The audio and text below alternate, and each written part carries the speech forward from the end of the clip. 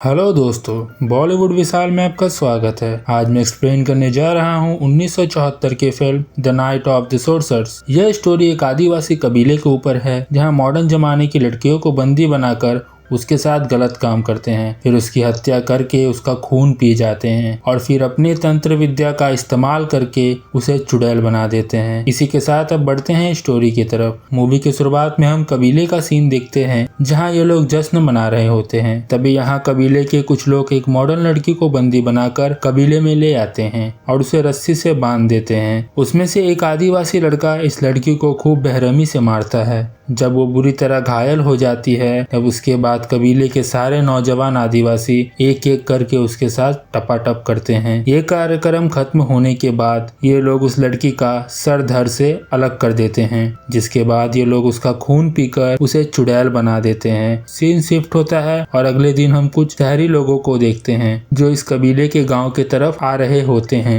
दरअसल ये लोग एक जर्नलिस्ट होते हैं, इस गाँव के बारे में जानने के लिए आए हुए थे। ये लोग टोटल 5 लोग थे, हैरी, कार्टर, तुनिका, एलिजाबेथ और बारबरा। यहाँ पहुँचने के बाद ये लोग कैंप लगाने की तैयारी कर रहे होते हैं। तभी यहाँ एक बंदा आता है और अपना इंट्रोडक्शन देते हुए कहता है, मेरा नाम जॉनथन है और मैं इस गांव का रहने वाला हूँ। आप लोगों के वाहन की आवाज सुन मैं यहाँ चला आया। वैसे आप लोग इस गांव में किस लिए आए हैं? इस पर हैरी कहता है, हम लोग यहाँ इस गांव के बारे में जानने के लिए आए हैं और हमने इस गांव के बारे में पहले भी कुछ आदिवासी कबीलों के बारे में सुना है, पर मुझे पता नहीं इस बात में कितना सच है। ये सुन जॉनथन उस कबीले आदिवासियों की कहानी सुनाते हुए कहता है, आज से करीब 2 साल पहले आप लोग की तरह ही शहर से एक लड़की आई थी। उसे इस गांव के बारे में कुछ भी नहीं पता था। एक दिन वो भटकती हुई कबीले के पास चली गई, जिसके बाद वो आदिवासी उस लड़की को बंदी बनाकर बहुत बेरहमी से पीटा। वो बुरी तरह घायल होने के बाद वहाँ के नौजवान आदिवासी उसके साथ टपाटप किया और उसका सर धड़ से अलग करके उसका खून पी गया, जिसके बाद वे उसके ऊपर तंत्र विद्या का इस्तेमाल करके उसे चुड़ैल बना दिया। अब वो भी उन लोगों के साथ ही चुड़ैल बनकर घूमती है। ये सब सुनने के बाद भी हैरी, कार्टर, तुनिका को कबीले देखने की होती है।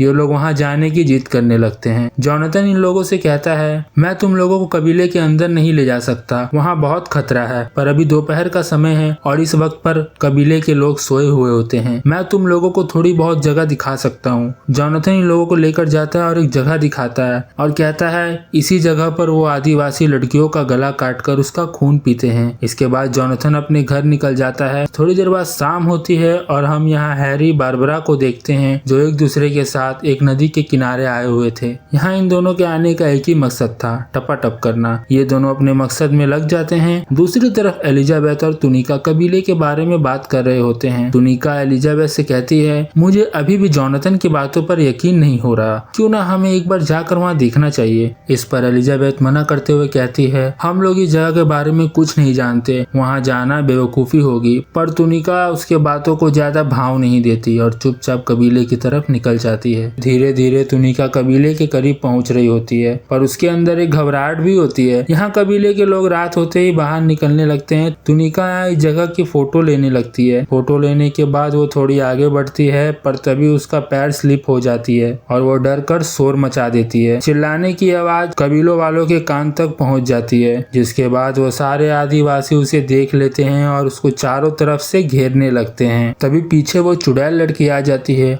और सब मिलकर तुनिका को बंदी बना लेते हैं और उसे काफी बुरी तरह मारते हैं। उसके बाद उसका सर धड़ से अलग करके उसका खून पीने लगते हैं, जिसके बाद तुनिका को भी तंत्र विद्या के सहारे चुड़ैल बना देते हैं। दूसरी तरफ सुबह होते ही एलिजाबेथ तुनिका को ढूंढने लगती है। कैंप के आसपास देखने के बाद जब वो नहीं मिलती तब उसे याद आता है, तुनिका रात में कबीले के बारे में बात कर रही थी, जरूर वो उसी जगह गई होगी। यहाँ कार्टर हैरी से तुनिका के बारे में पूछता है। हैरी कहता है, मुझे कुछ नहीं पता, मैंने उसे लास्ट टाइम एलिजाबेथ के साथ देखा था। एलिजाबेथ कहती है, वो कल मुझे कबीले जाने के लिए फोर्स कर रही थी, मैंने जब उसे मना किया तब वो कैंप से निकलकर चली गई। मुझे लगता है वो कबीले की तरफ गई होगी। यह सुनने के बाद हैरी और कार्टर को कुछ समझ नहीं आता कि वो क्या करे, पर तभी वहाँ टहलते हुए जॉनथन आ जाता है और इन लोगों से पूछता है, तुम लोग इतने परेशान क्यों हो? हैरी कहता है, कल रात से तुनिका गायब है और लास्ट टाइम उसे एलिजाबेथ ने देखा था और वो कल कबीले में जाने की जिद भी कर रही थी।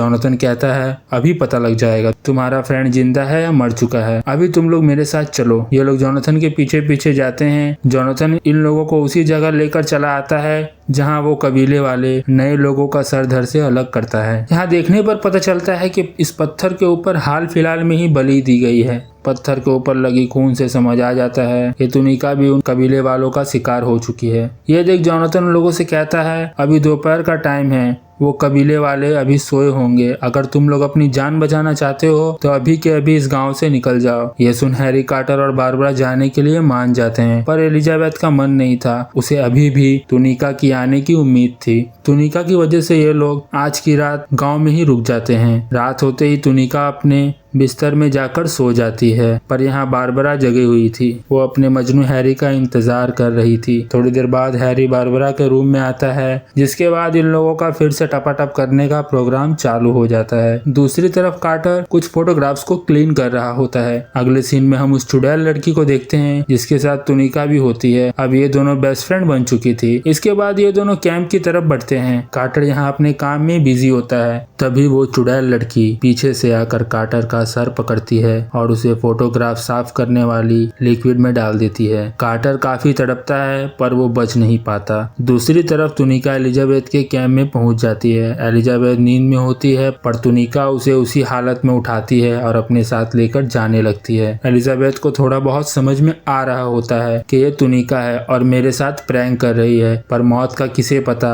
कब आ जाए। दोनों चुड़ैल एलिजाबेथ को कबीले की तरफ लेकर जाते हैं और बीच रास्ते में ही उसके गले में काट लेते हैं, जिसके बाद एलिजाबेथ भी चुड़ैल का रूप ले लेती है। अगली सुबह होते ही हैरी कार्टर के कैंप में जाता है। तब कार्टर को वो मरा हुआ पाता है। कार्टर के बॉडी को जब वो ध्यान से देखता है तब उसे समझ आ जाता है कि ये काम उन चुड़ैलों का है। हैरी कार्टर के बॉडी को कपड़े डालकर छुपा देता है। वो नहीं चाहता था कि बारबरा इसे देखे। इसके तुरंत बाद बारबरा आकर कार्टर और एलिजाबेथ के बारे में पूछने लगती है। हैरी झूठ बोल देता है कि वो दोनों यहीं आसपास में गए हैं। इसके बाद हैरी जोनाथन से कहता है कार्टर मर चुका है, पर एलिजाबेथ अभी भी लापता है। जोनाथन कहता है एलिजाबेथ को वो कबीले वाले उठाकर ले गए होंगे। अभी दोपहर का समय है, वो लोग सोए होंगे, इस वक्त जाना वहाँ ठीक होगा। हैरी जोनाथन से कहता है तुम बारबरा का ख्याल रखो, मैं वहाँ जाकर देखता हूँ। हैरी अपना हथियार उठाता है और कबीले की तरफ निकल जाता है। यहाँ जोनाथन का मन में कुछ और ही चल रहा होता है। बारबरा उसके पास ही बैठी होती है। तभी जोनाथन मौका देखकर बारबरा के ऊपर झपट्टा मारता है। जोनाथन अपना हथियार डालने ही वाला होता है कि तभी बारबरा के हाथ चाकू लग जाती है। वो जैसे तैसे उसे उठाती है और जोनाथन के पीठ पर हमला कर देती है, जिसके बाद जोनाथन की वहीं पर मौत हो जाती है। इसके बाद बारबरा अपने कैंप में जाती है और अपना काम करने लगती है, पर तभी उसे दूसरे कैंप से कुछ अजीब सी आवाजें सुनाई देती है। वो घबराती हुई कार्टर के कैंप में जाती है और वो कार्टर के खींचे हुए फोटोग्राफ्स को देखने लगती है। तभी अचानक से कार्टर का हाथ चादर से बाहर आ जाता है। बारबरा देख घबरा जाती है। इसके बाद कार्टर चादर हटाता है और उठ खड़ा हो जाता है। दरअसल कार्टर भी अब एक दानव बन चुका था। बारबरा जैसे तैसे अपनी जान बचाकर कैंप से बाहर आती है और उसके ऊपर पेट्रोल छिड़क कर आग लगा देती है। दूसरी तरफ अब कबीले के आदिवासी भी जागने लगे थे।